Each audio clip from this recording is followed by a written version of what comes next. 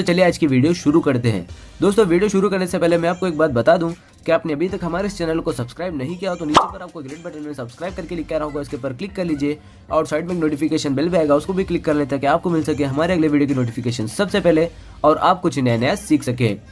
સૌરાષ્ટ્રની એકમાત્ર સ્કૂલ જ્યાં ટ્રસ્ટી તથા સંચાલકો ડોક્ટર, એન્જિનિયર તથા શિક્ષકો છે એવી Kanabar school of science and commerce. કાર્યક્ષેત્ર ધોરણ 5 થી 10, 11, 12 સાયન્સ એન્ડ કોમર્સ. દીકરાઓ અને દીકરીઓ માટેના ઉજ્જવળ ભવિષ્ય માટે વાલીઓની પહેલી પસંદગી Kanabar school of science and commerce. અહીં છે શ્રેષ્ઠ શિક્ષકો દ્વારા મર્યાદિત સંખ્યામાં વિદ્યાર્થીઓ માટે ભણતર, અલગ અલગ સાયન્સ લેબ, કોમ્પ્યુટર લેબ, દીકરાઓ તથા દીકરીઓ માટે અલગ અલગ હોસ્ટેલ સાથે શુદ્ધ સાત્વિક ભોજનની વ્યવસ્થા, ટ્રાન્સપોર્ટેશનની સુવિધા. જી તેમજ નીટની તૈયારી સ્કૂલમાં જ. તો આથી વિશેષ આપ આપના બાળક માટે શું ઈચ્છો તો આજે જ એડમિશન માટે સંપર્ક કરો. Unit 1 Kanabar school of science and commerce, ખામરોડ ચોકડી, Junagadh bypass, Junagadh. Unit 2 main post ઓફિસની પાછળ શ્યામ વિદ્યાલય, સરકારી ગોડાઉન પાસે, ગાંધીગ્રામ, જુનાગઢ. નમસ્તે વિદ્યાર્થી મિત્રો, ફરી એકવાર આપ સૌનું સ્વાગત કરું છું હું. આજે આપણે કેમેસ્ટ્રીમાં વધુ અગત્યનું અને નવું ચેપ્ટર, બીજું ચેપ્ટર ચાલુ કરીએ, પરમાણુનું બંધારણ.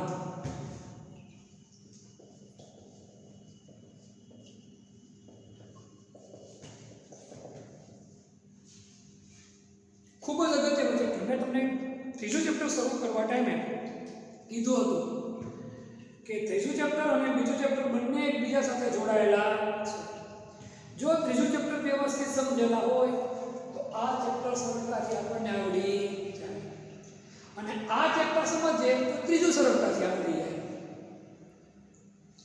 એટલે આ બંને ચેપ્ટર એકબીજા સાથે જોડાયેલા છે.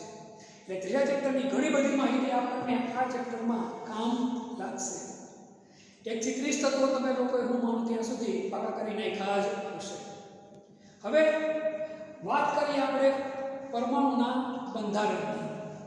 તો તત્વજ્ઞાનીઓ, ભારતના અને ગ્રીક દેશના તત્વજ્ઞાનીઓએ ઈસવીસન પૂર્વે પરમાણુઓ વિશેની માહિતી આપેલી હતી.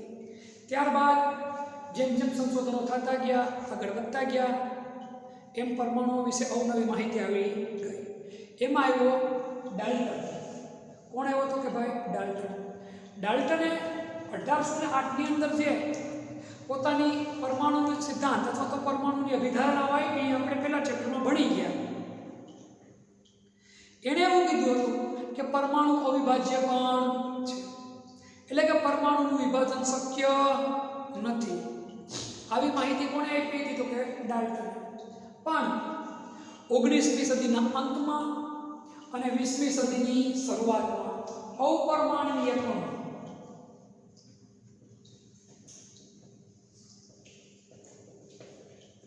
મૂળભૂત 3 અપરમાણવીય કણો છે: પ્રોટોન, ન્યુટ્રોન અને ઇલેક્ટ્રોન. આ 3 કણોની શોધ થઈ. ડાલ્ટનની અભિધારણાઓ કેવી સાબિત થઈ ગઈ? તો કે ભાઈ ખોટી. ડાલ્ટનની અભિધારણાઓ ખોટી સાબિત થઈ ગઈ. આ 3 કણોની શોધ પછી અત્યારે તો આ 3 કણ સિવાયના પણ બીજા કણોની શોધ થયેલી છે. આ 3 કણોના તો અત્યારે મૂળભૂત કણો કીધા છે, પરમાણુના મૂળભૂત કણો.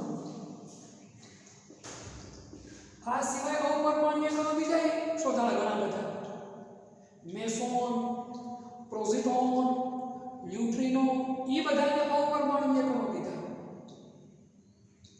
એટલે કે જેમ જેમ નવી શોધ થતી ગઈ એમ વૈજ્ઞાનિકોના મગજમાં નવા પ્રશ્નો ઉદ્ભવતા ગયા. ખાસ કરીને ડાલ્ટને જે માહિતી આપી હતી, ડાલ્ટનની માહિતી આપણે ગુણક પ્રમાણનો નિયમ ભણાવીએ, સંયોગીકરણના નિયમો ભણાવીએ, એ બધા માટે સાચી થતી હતી. પણ જેમ જેમ અભ્યાસ આગળ જતો ગયો એમ ડાલ્ટનની માહિતી કેવી પડી? તો કે ખોટી. એના કરતાં પણ નવી શોધો બીજી આવતી ગઈ. મગજમાં પ્રશ્ન નવો ઊભો થાય કે ડાલ્ટનની માહિતી સંપૂર્ણ સાચી નથી તો આપણે શું કામ ભણીએ? એ એટલા માટે ભણીએ કે ડાલ્ટને જે ટાઈમે માહિતી આપી એ ત્યારે એવા કોઈ સંસાધનો કે એવી કોઈ શોધો વધારે થઈ હતી નહીં, અને ત્યારે અવનવા સાધનો પણ હતા નહીં, છતાં પણ આ રીતની માહિતી આપવી એ ડાલ્ટનની મોટી સિદ્ધિ ગણાતી હતી એ સમયે. હવે આગળ આપણે વાત કરીએ કે અપરમાણ્વીય કણોની શોધ થઈ પછી શું છે, તો ભાઈ અપરમાણ્વીય કણો એટલે કે પ્રોટોન, ન્યુટ્રોન, ઇલેક્ટ્રોન આ સિવાયના બીજા કણોની શોધ થઈ એટલે વૈજ્ઞાનિકોના મગજમાં અવનવા પ્રશ્નો ઉદ્ભવ્યા. કયા પ્રકારના પ્રશ્નો ઉદ્ભવ્યા? તો કે ભાઈ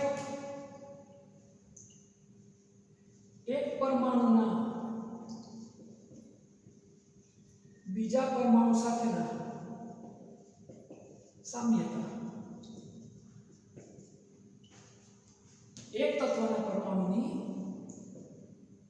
બીજા તત્વના પરમાણુ સાથેની સામ્યતા, કે ભાઈ બે તત્વો છે અલગ અલગ, એમાં બંનેના ગુણધર્મ ક્યાં સમાન છે, ક્યાં બંનેના ગુણધર્મો જુદા પડે તો શું કામ જુદા પડે, સમાન ગુણધર્મ છે તો શું કામ સમાન ગુણધર્મ છે, એ બધી માહિતી કરીને અભ્યાસ કઈ રીતે કરવો એક એ વસ્તુ એવી. ત્યારબાદ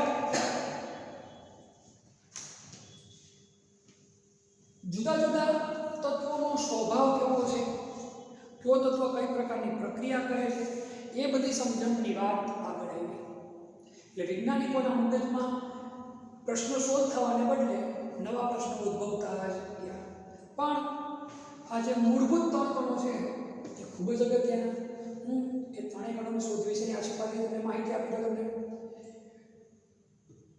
ન્યુટ્રોનની શોધ કોણે કરી? તો કે ચેડવિકે કરી. કોણે કરી? તો કે ભાઈ ચેડવિકે કરી. કઈ સાલમાં કરી? તો કે 1932માં.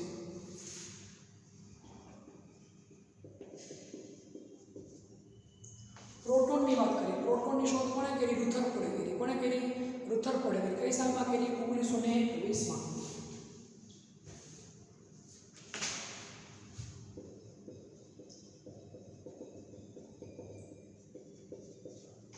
ઇલેક્ટ્રોનની શોધ કોણે કરી? તો કે ભાઈ જે થોમ્સન 1857માં.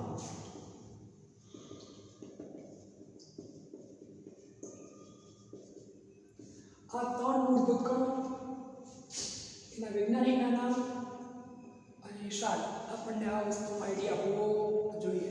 પરીક્ષામાં આ વસ્તુ પૂછાતી ભલે નથી પણ આપણને આવડવી જોઈએ.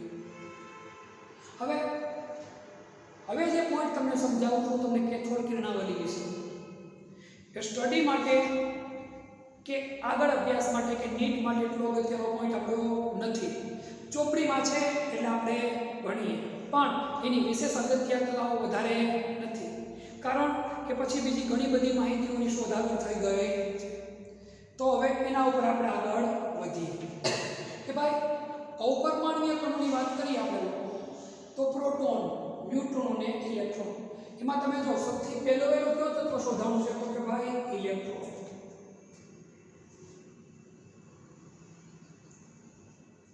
સૌથી પહેલો કયો તત્વ શોધાણું? તો કે ઇલેક્ટ્રોન. આ ચેપ્ટરની અંદર આપણે લોકોએ ઇલેક્ટ્રોન અને પ્રોટોન આ બેનો જ અભ્યાસ કરવાનો છે. ન્યુટ્રોનનો અભ્યાસ કરવાનો થતો નથી. હવે ઇલેક્ટ્રોનની શોધની શરૂઆતના પાયા ઈસવીસન 1820માં માઇકલ ફેરેડે લખ્યા. થંડરનો શોધક વિદ્યુત ચુંબકીય પ્રેરણનો સિદ્ધાંત માઇકલ ફેરેડે આપ્યો. એ 10th ની અંદર તમારે આવતો હોય એના વિશેની માહિતી. માઇકલ ફેરાડે આણે ઇલેક્ટ્રોનની શોધના પાયા નાખ્યા. એણે એક નળી બનાવી, એને કેથોડ નળી કહેવાય. શું કહેવાય? કેથોડ નળી. એની આકૃતિ આપણે ભણીએ, પણ કેથોડ નળીનો એક પણ પોઈન્ટ પરીક્ષા માટે આપણે વધારે અગત્યનો નથી. 12મા ધોરણ માટે અગત્યનો કે નથી નીટ માટે. આ તો ચોપડીમાં આપ્યો છે એટલે આપણે લોકોનો અભ્યાસ કરી લઈએ થોડો ઘણો. ફરીવાર એના પહેલા મૂળભૂત ત્રણ કણો પ્રોટોન, ન્યુટ્રોન, ઇલેક્ટ્રોન. ઇલેક્ટ્રોનની શોધ કોણે કરી? જે થોમ્સન. કઈ સાલમાં? 1857. ન્યુટ્રોનની શોધ કોણે કરી? ચેડવિકે. કઈ સાલમાં? 1932માં. પ્રોટોનની શોધ કોણે કરી? રુથરફોર્ડે. કઈ સાલમાં?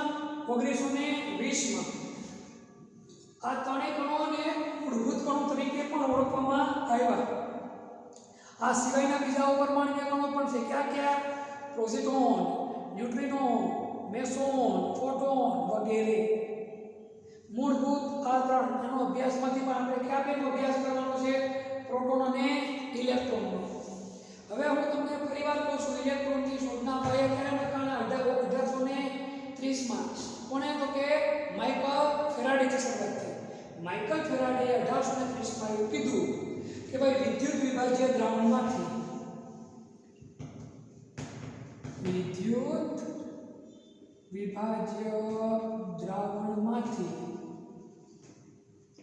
વિદ્યુત પ્રવાહ પસાર કરતા, સમજો, વિદ્યુત વિભાજ્ય દ્રાવણમાંથી વિદ્યુત પ્રવાહ પસાર કરતા વિદ્યુત ધ્રુવો ઉપર રાસાયણિક પ્રક્રિયા થાય છે. ફરી એકવાર, વિદ્યુત વિભાજ્ય દ્રાવણમાંથી વિદ્યુત પ્રવાહ પસાર કરતા વિદ્યુત ધ્રુવો ઉપર રાસાયણિક પ્રક્રિયા થાય છે. વિદ્યુત વિભાજ્ય દ્રાવણમાંથી વિદ્યુત પ્રવાહ પસાર કરતા વિદ્યુત ધ્રુવો ઉપર રાસાયણિક પ્રક્રિયા થાય છે. આવી માહિતી કોણે આપી? Michael Faraday. એનો કહેવાનો અર્થ શું? તો કે તમારા મગજમાં પ્રશ્ન ઊભો થાય, વિદ્યુત ધ્રુવો કોને કહેવાય? તો આપણે એક ધન ધ્રુવ હોય અને એક ઋણ ધ્રુવ હોય. સેલ હોય બેટરીના, એક છેડો ઉપર હોય ને એક છેડો નીચે હોય. પ્લસ હોય ને કયો ધ્રુવ કહીએ આપણે? ધન ધ્રુવ અથવા તો એનોડ. અને માઇનસ હોય ને કયો ધ્રુવ કહીએ આપણે બધા? કેથોડ. આ બંનેને શું કહેવાય? વિદ્યુત ધ્રુવો.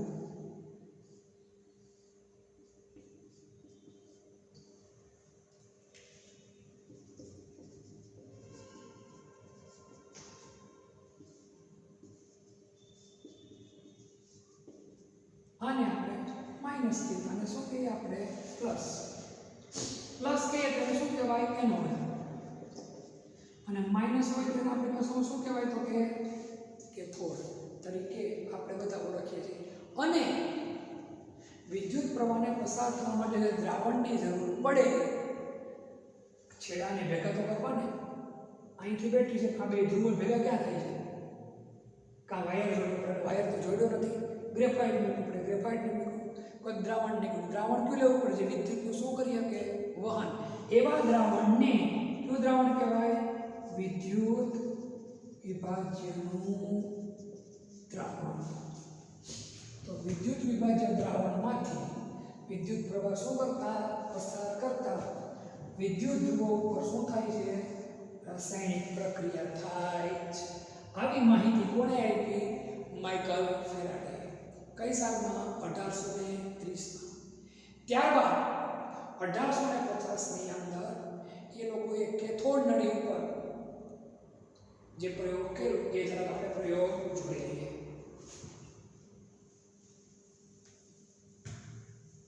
એ પોઈન્ટ સ્ટડીની દ્રષ્ટિએ વધારે કામનો નથી. ફરી એકવાર કહું છું તમને લોકોને કે સ્ટડીની દ્રષ્ટિએ આગળના અભ્યાસ માટે આપણે વધારે અગત્યતા એ કોઈ પોઈન્ટની નથી. વધારે અગત્યતા આગળના અભ્યાસ માટે માત્ર ને માત્ર આટલી વસ્તુની છે. આ સિવાય બીજું કાંઈ નથી. પણ ચોપડીમાં આવે છે એટલે આપણે એકવાર એનો અભ્યાસ તો કરવો સરખી રીતે પડે. આ ત્રણ પોઈન્ટ ખાસ ખબર છે: પ્રોટોનની શોધ, ન્યુટ્રોનની શોધ અને ઇલેક્ટ્રોનની શોધ. હવે કેથોડ કિરણ નળી કેવી હોય એ જરા જોઈ લઈએ આપણે.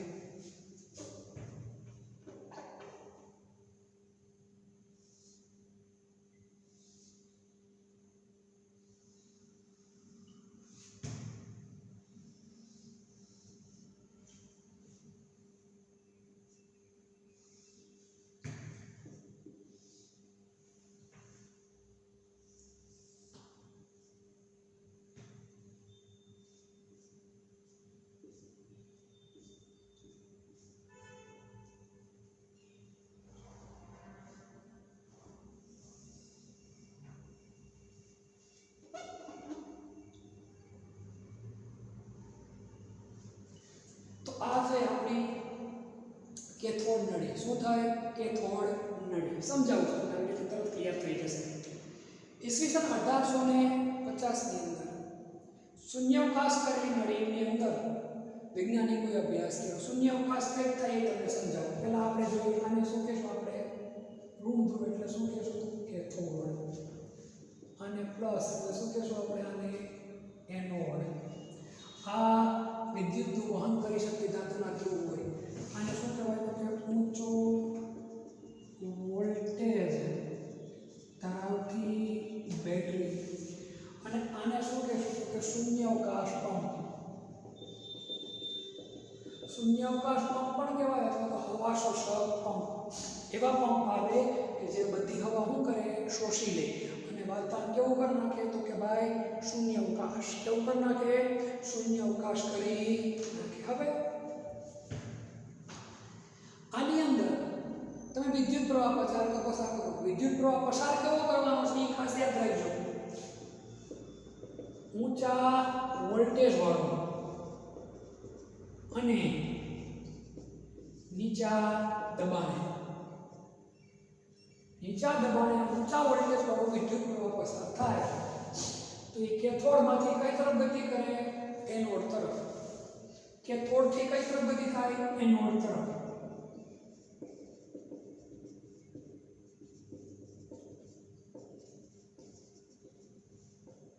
આ કેથોડથી એનોડ તરફ જે ગતિ કરે એને ક્યાં કણો કહેવાય? તો કે કેથોડ કણો. ક્યાં કણ કહેવાય? કેથોડ કણો અથવા કેથોડ કિરણો કહેવાય.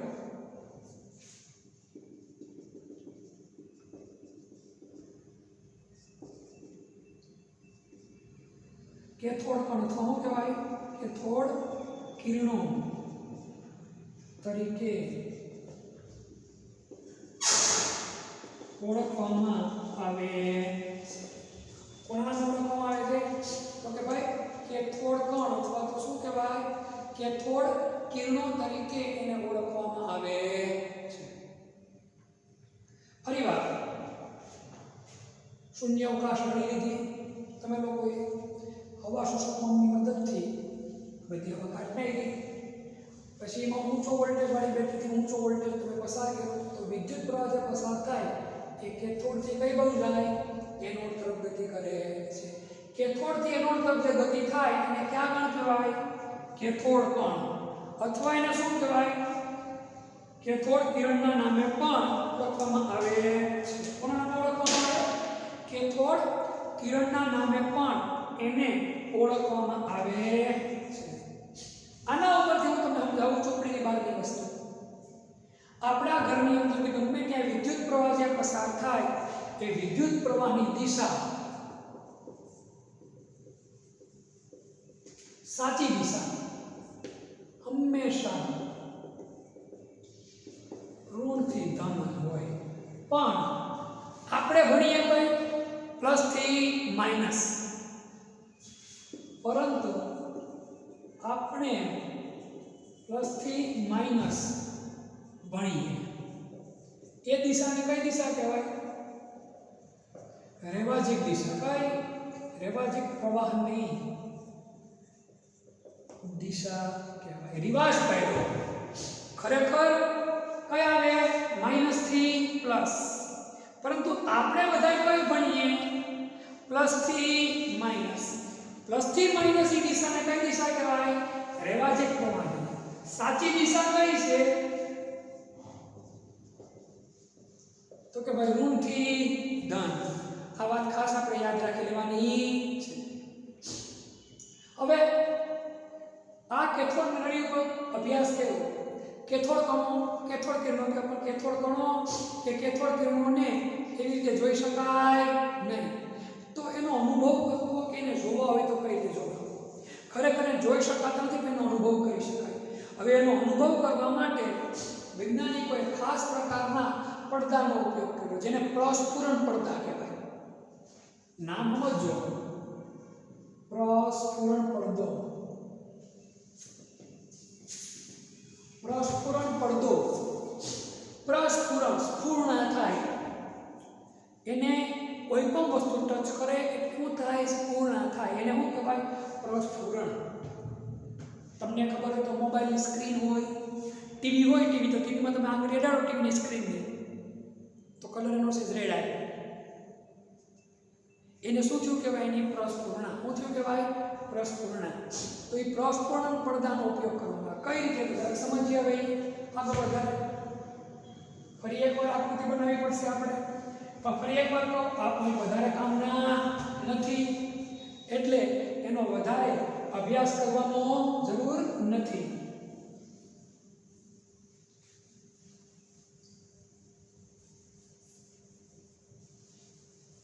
આ વખતે વૈજ્ઞાનિકોએ કેથોડ નળીની અંદર કોનો ઉપયોગ કર્યો તો કે પ્રસ્ફુરણ પડદાનો ઉપયોગ કર્યો.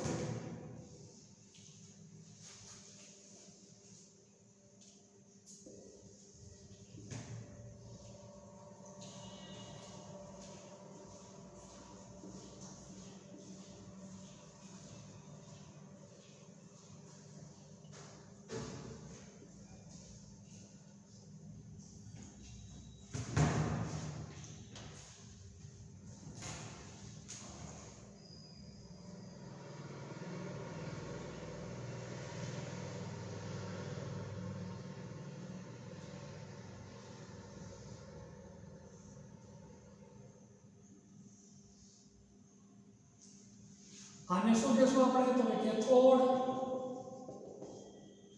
આને શું કહેશું આપણે? એનોડ.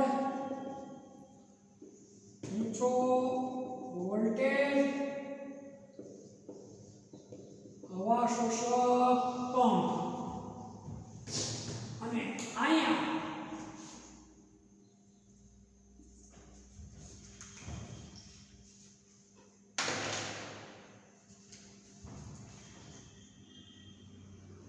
આને શું કહેશું આપણે? પ્રસ્ફુરણ પડદો. શું કહેશું આપણે? પ્રસ્ફુરણ પડદો. ફરીવાર પ્રસ્ફુરણ પડદો કોને કહેવાય? એક પ્રકારનું આછું પાતળું લેયર કે જેની ઉપર કોઈ પણ વસ્તુ ટચ કરે એટલે કંઈક સંકેત ઉત્પન્ન થાય, કંઈક ડોટ્સ ઉત્પન્ન થાય. દાખલા તરીકે આ દિવાલ જે અહીંયા કોઈ વસ્તુ ટચ કરી હોય તો આ ડોટ્સ ઉત્પન્ન થયો. હવા અહીંયા ફેંકમાં થતું નથી. ગમે તે વસ્તુ થાય કંઈક ને ડોટ્સ ઉત્પન્ન થાય, સંકેત ઉત્પન્ન કરે તો એને શું કહેવાય? થયું કહેવાય પ્રસ્ફુરણા થઈ કહેવાય. શું થયું કહેવાય? પ્રસ્ફુરણા.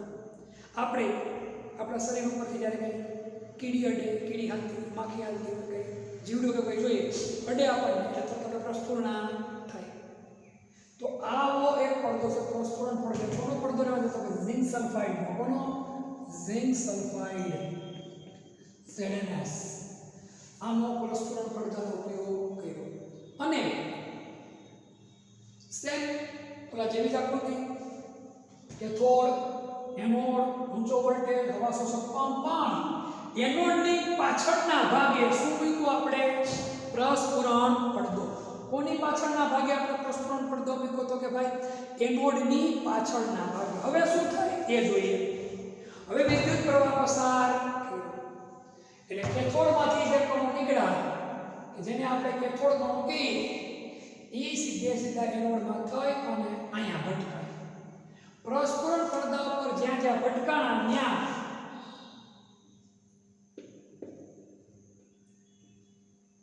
ચમકારા ઉત્પન્ન કર્યા, ડોટ્સ એક પ્રકારના ઉત્પન્ન કર્યા. જ્યાં પ્રકાશના ઉત્પન્ન થયા ઝબકારા, ઉત્પન્ન થયા ઝબકારા. એના ઉપરથી વિકિરણ એવું સાબિત થયું કે કેથોડ કિરણ છે એ વિકિરણ સ્વરૂપે છે અને કયા સ્વરૂપે છે? કણ સ્વરૂપે પણ છે, જે તમને આ ચેપ્ટરમાં આગળ ભણાવીશું. આ કેથોડ કિરણોને કોના પ્રવાહ તરીકે ઓળખવામાં આવ્યા? આગળ ગયા પછી ઇલેક્ટ્રોનના પ્રવાહ તરીકે. કોના પ્રવાહ તરીકે ઓળખવામાં આવ્યા? તો કે ભાઈ ઇલેક્ટ્રોનના પ્રવાહ તરીકે આને ઓળખવામાં આવ્યા. જેની માહિતી કોણે આપી? જે થોમ્સન. પણ યાદ રાખજો એની શોધની શરૂઆત ક્યારથી થઈ ગઈ હતી? 1830 થી. કોણે કરી હતી? Michael Faraday. પણ 1900ની સાલ આવવાની તૈયારી થઈ 1897માં આ જે પ્રવાહ છે એ પ્રવાહને કોનો પ્રવાહ કીધો? કેથોડ કિરણોના પ્રવાહને ઇલેક્ટ્રોનનો પ્રવાહ. એ કોણે માહિતી આપી? તો કે ભાઈ જે થોમ્સન. કોને આપી માહિતી? જે થોમ્સન. ફરી એકવાર સમજી લો. પરીક્ષાની દ્રષ્ટિએ ભલે અગત્ય નથી પણ તમને સમજાવી દો. એક શૂન્યાવકાશ નળી લીધી, એની અંદર તમે બે ધ્રુવ રેખા ધન ધ્રુવ અને ઋણ ધ્રુવ ઊંચા વોલ્ટેજ વાળો વિદ્યુત પ્રવાહ પસાર કર્યો તમે વિદ્યુત પ્રવાહ પસાર કરો એટલે કેથોડથી કઈ તરફ જાય એનોડ તરફ પ્રસ્ફુરણ પડતો રાખ્યો તો પ્રસ્ફુરણ પડદા ઉપર એના કણો પથરાય એટલે હું ઉત્પન્ન થાય સ્ફૂર્ણ ડોટ બંધ થાય આ પ્રસ્ફુરણ પડદો કોનો છે ઝિંક સલ્ફાઇડનો આ જે પ્રસ્ફુરણ ઉત્પન્ન થાય છે જે કણો હતા એને ક્યાં કણો કહેવાય તો કે ભાઈ કેથોડ કણો ક્યાં કણો કહેવાય કેથોડ કણો અથવા તો કેથોડ કિરણોના નામે પણ ઓળખવામાં આવે ભવિષ્યમાં ક્યાંના પણ ઓળખાણા તો કે ઇલેક્ટ્રોન તરીકે પણ ઓળખાણા છે આ કેથોડ કણો ભવિષ્યમાં આ પ્રકારના ઇલેક્ટ્રોનનો પ્રવાહ ના કણોને કેથોડ કણો તરીકે પણ ભવિષ્યમાં ઓળખવામાં આવ્યા કઈ સાલમાં 1897માં એ માહિતી કોણે આપી જે થોમ્સને હવે આ પ્રયોગ ઉપરના કેટલાક અગત્યના તારણ આ પ્રયોગનું તારણ જોઈએ આપણે આ પ્રયોગના કેટલાક અગત્યના આપણે જોઈએ હું તો કે તારણ હવે કેથોડ કિરણ છે એની શરૂઆત ક્યાંથી થાય કેથોડથી અને કેથોડ કિરણોની શરૂઆત ક્યાંથી થાય તો કે કેથોડથી અને જાય કઈ બાજુ એનોડ બાજુ કઈ બાજુ જાય એનોડ બાજુ કેથોડ કિરણની શરૂઆત કેથોડથી થાય છે અને એનોડ બાજુ ખસે છે અથવા જાય છે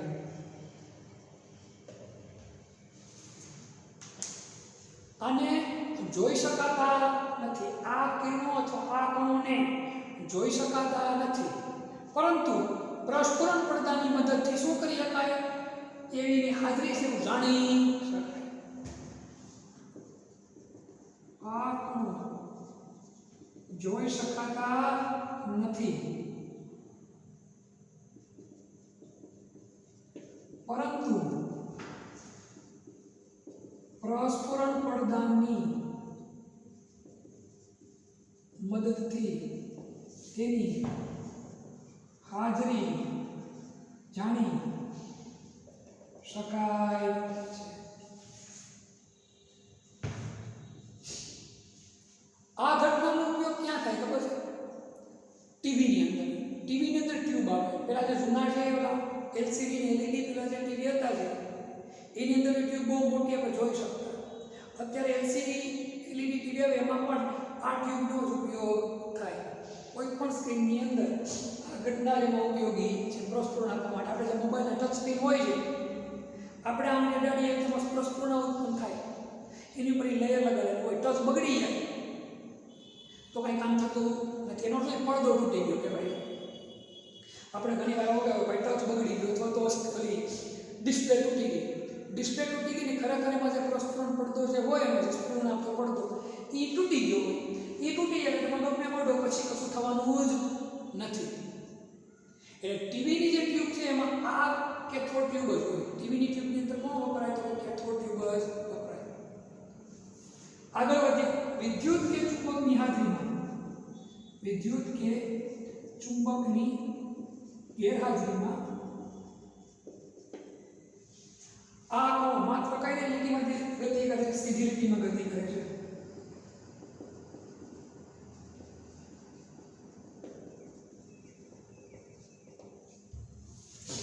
વિદ્યુત કે ચુંબકની ગેરહાજરીમાં આ કણો કેમાં ગતિ કરે છે તો કે ભાઈ સીધી લીટીમાં ગતિ કરે છે જો વિદ્યુત કે ચુંબકની હાજરી હોય તો આની ગતિની દિશામાં થોડો ઘણો ન આવે બદલાવ પણ વિદ્યુત કે ચુંબકની ગેરહાજરી હોય તો આની ગતિ કેવી હોય તો કે ભાઈ સીધી લીટીમાં જ હોય છે આ કિરણો છે એ કેથોડમાંથી ઉત્પન્ન થાય એટલે કેવો વીજભાર ધરાવે ઋણ એટલે આને શું કહેવાય તો કે ઇલેક્ટ્રોન શું કહેવાય ઇલેક્ટ્રોન આ કિરણો અથવા તો કણો ઋણ વીજભાર ધરાવે છે હું ધરાવે તો કે ઋણ વીજભાર એટલે એને શું કહેવાય ઇલેક્ટ્રોન શું કહેવાય ઇલેક્ટ્રોન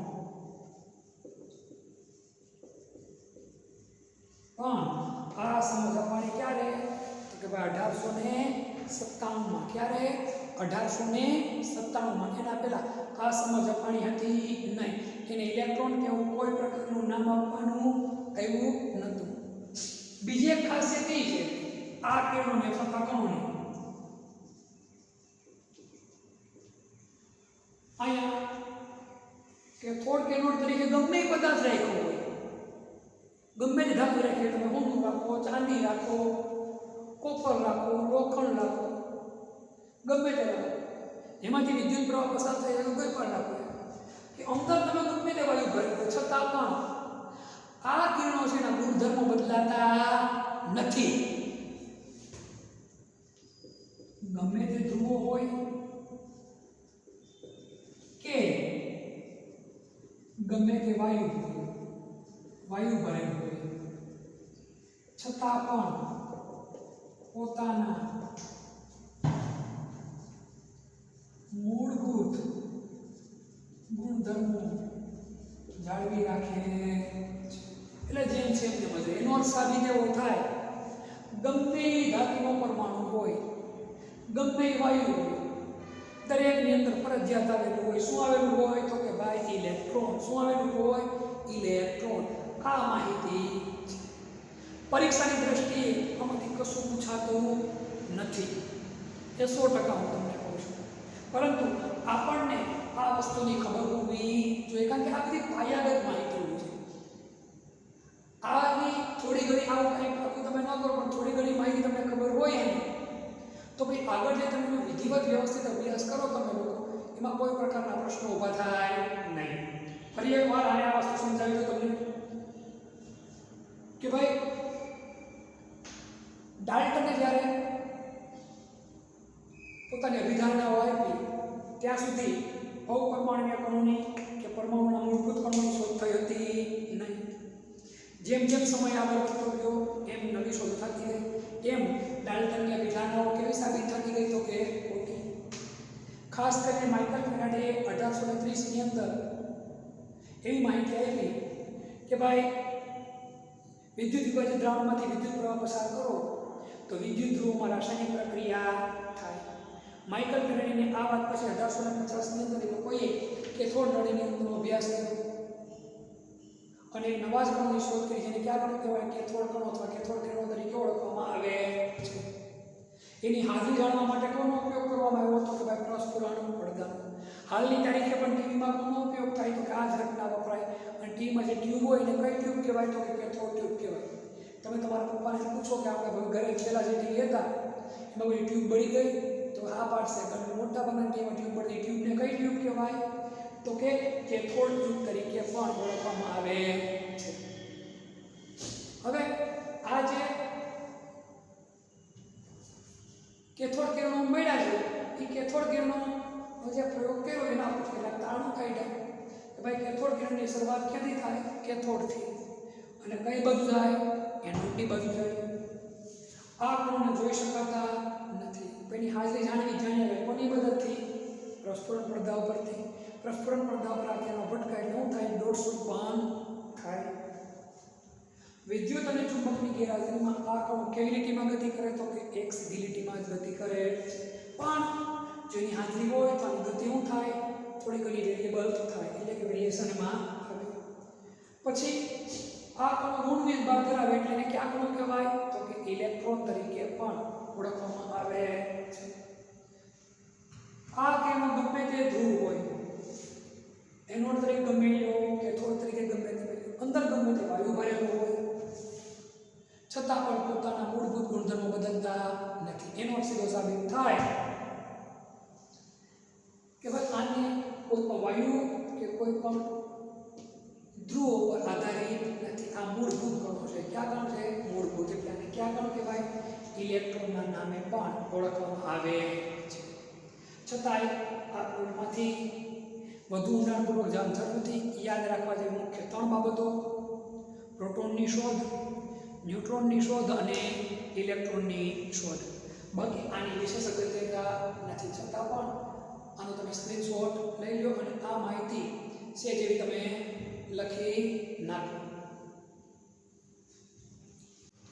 હવે પછીનો આપણો અગત્યનો પોઈન્ટ છે ઇલેક્ટ્રોનના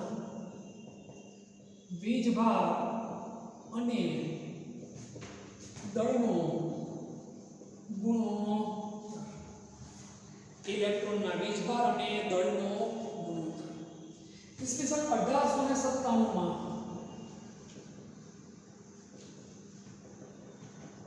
જે થોમ્સને ઇલેક્ટ્રોનના વીજભાર અને દળનો ગુણોત્તર આનો પ્રયોગ આપો કર્યો. પ્રયોગ આપણા માટે કશો જ કામનો નથી, માત્ર આપણે ગુણોત્તરની વેલ્યુઝ આવડવી જોઈએ. E upon m. E એટલે ઇલેક્ટ્રોન, m એટલે માસ ઓફ ઇલેક્ટ્રોન. ઇલેક્ટ્રોનનો વીજભાર અને દળનો ગુણોત્તર કેટલો થાય તો કે ભાઈ 1.758820 ગુણ્યા 1011 કુલમ ઇન્ટુ કેજી ની -1 ઘાત. આ ગુણોત્તર થાય છે. આ એટલું જ આપણે યાદ રાખવાનું ખરેખર. એનો પ્રયોગ આપણા માટે કાંઈ કામનો નથી. પરીક્ષામાં એકેય જગ્યા ઉપર એનો પ્રયોગ પૂછાવાનો નથી, પરંતુ ચોપડીમાં આપ્યું છે એટલે આપણે ભણવું તો પડે. એટલે એના પ્રયોગની જે ફિગર અને શું કહેવા માંગે એ પોઈન્ટ આપણે જરા જોઈ લઈએ. આ માહિતી કોણે આપી? જે થોમ્સને. કોણે? જે થોમ્સન. એને શું કર્યું તો કે કેથોડ નળી લીધી. આપણે કેથોડ નળી બનાવીએ.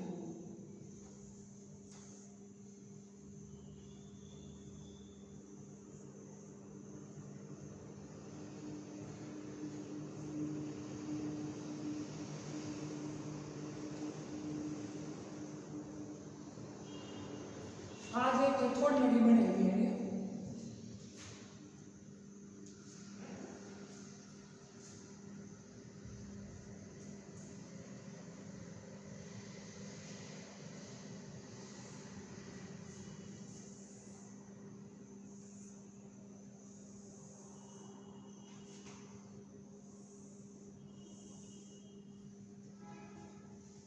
આને કહેશું આપણે પ્રસ્ફુરણ પડદો. આ કેથોડ, આ શું છે તો કે એનોડ. અહીંથી જે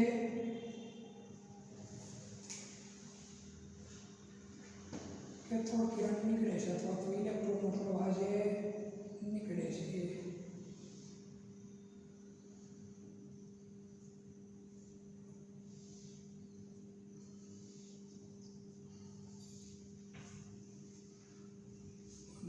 ડોટને આપણે A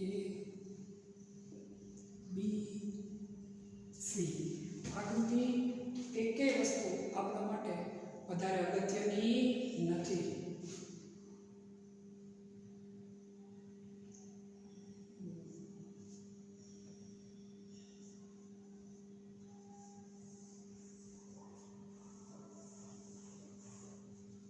આ બનાવ્યું છે આપણે ચુંબક. શું બનાવ્યું? ચુંબક. અને આ જે મૂકા છે આપણે તે વિદ્યુત ધ્રુવ. શું મૂકા? વિદ્યુત ધ્રુવ. એક તરફ ચુંબક અને એક તરફ શું રાખ્યા છે? વિદ્યુત ધ્રુવ. સમજાવવા આગળ તમને બધી વસ્તુ. આ છે પ્રસ્ફુરણ પડદો. હવે હું તમને વસ્તુ આખી વ્યવસ્થિત રીતે સમજાવું. આ છે કેથોડ કિરણ નળી. આટલી તમે કેથોડ કિરણ નળી ગણી. અહીંયા શું હોય છે? આ તો કે એને શું કહીએ આપણે બધા? કેથોડ. અને શું કહીશું આપણે બધા? તો કે ભાઈ એનોડ. એના છેડે આપણે શું રાખતા? પ્રસ્ફુરણ પડદો. પ્રસ્ફુરણ પડદો અહીંયા આપણે આવી જતો. પરંતુ હવે આપણે બીજી બે વસ્તુ એડ કરી. કઈ બે વસ્તુ એડ કરી? એક તો શું? બહારથી વિદ્યુત પરિપથ મૂક્યો અને બીજું બહારથી શું મૂક્યું? આપણે ચુંબક.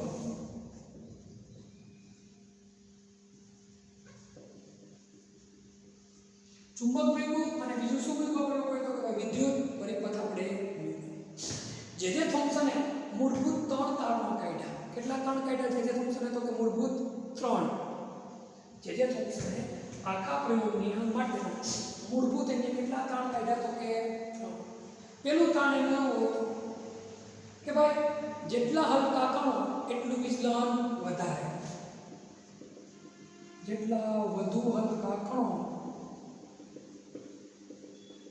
એટલું વધુ વિચલન.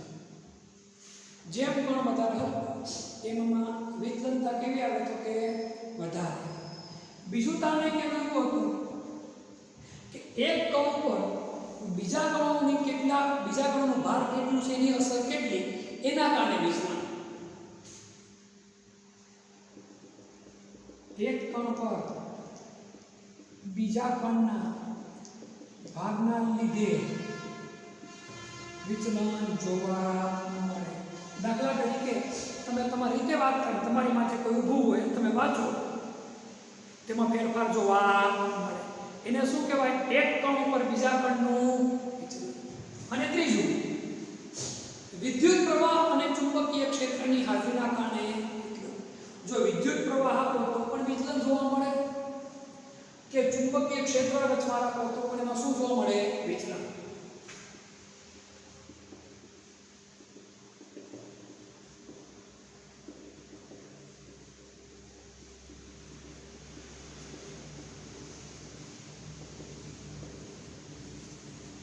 આ ત્રણ તારણો મૂળભૂત હતા જે થોમ્સનના તારણો હતા. આ સ્ટડી માટે આપણા માટે વધારે અગત્યના નથી. જે થોમ્સન આ ત્રણ તારણ આપી અને કેથોડ કિરણની અંદર પ્રયોગ ચાલુ કર્યો. કેથોડ કિરણમાં પ્રયોગ ચાલુ કર્યો એટલે સીધું કેથોડ કિરણ આગળ એનું જ જાય. એટલું એને ચુંબકીય ક્ષેત્રની અસર ન આપે. સમજો મારી વાત, ચુંબકની અસર આપે નહીં. અને એટલું વિદ્યુત પરિપથમાંથી પસાર કરે તેમાં શું જોવા મળે? વિચલન. અને કણ કઈ તરફ વયો જાય? ઉપરની તરફ. એને આપણે શું નામ આપ્યું? એ. હવે વિદ્યુત પરિપથ ન આપે અને એટલું ચુંબકીય ક્ષેત્ર જ રાખે. સમજો, વિદ્યુત પરિપથ શું કરી દે છે? બંધ. અને શું ચાલુ રાખે છે? એટલું ચુંબકીય ક્ષેત્ર. તો કણ કઈ તરફ ગતિ કરે છે? નીચે તરફ. બંનેની અસર નાબૂદ કરી દે તો કણ કેવું ગતિ કરે? સીધી લીટીમાં. મેં તમને થોડી વાર પહેલા કેથોડ કિરણોના મુદ્દામાં કીધું હતું કે વિદ્યુત ક્ષેત્ર કે ચુંબકીય ક્ષેત્રની હાજરીમાં શું થાય? વિચલન. એની ગેરહાજરીમાં વિચલન થતું નથી. આ બંનેની હાજરી હોય પણ જો બંનેનું પ્રમાણ કેવું હોય? સરખું, તો પણ કિરણ કઈ દિશામાં ગતિ કરે? સીધી લીટીમાં. સમજો મારી વાત. એકલો વિદ્યુત પરિપથ પસારમાં રાખો તો પણ વિચલન જોવા મળે. એકલું ચુંબકીય ક્ષેત્રમાં રાખો તો પણ વિચલન જોવા મળે. બંનેની હાજરી હોય તો બંને એકબીજાને અસર જો નાબૂદ કરે તો કિરણ કેવી દિશામાં ગતિ કરશે? સીધી લીટીમાં ગતિ કરે. આના ઉપરથી ઇલેક્ટ્રોનના વીજભાર અને દળનો ગુણોત્તર નક્કી કર્યો. એ કેટલો થયો? 1.88 કુલમ ઇન્ટુ કિલોગ્રામની ઓછા 1. આ આંકડો આપણને યાદ રાખવાનો છે. બીજી કશી જ વસ્તુ આપણે યાદ રાખવાની જરૂર રહેતી નથી. બીજી કોઈ પણ પ્રકારની વસ્તુ યાદ રાખવા જરૂર નથી. આ ફિગર આપણે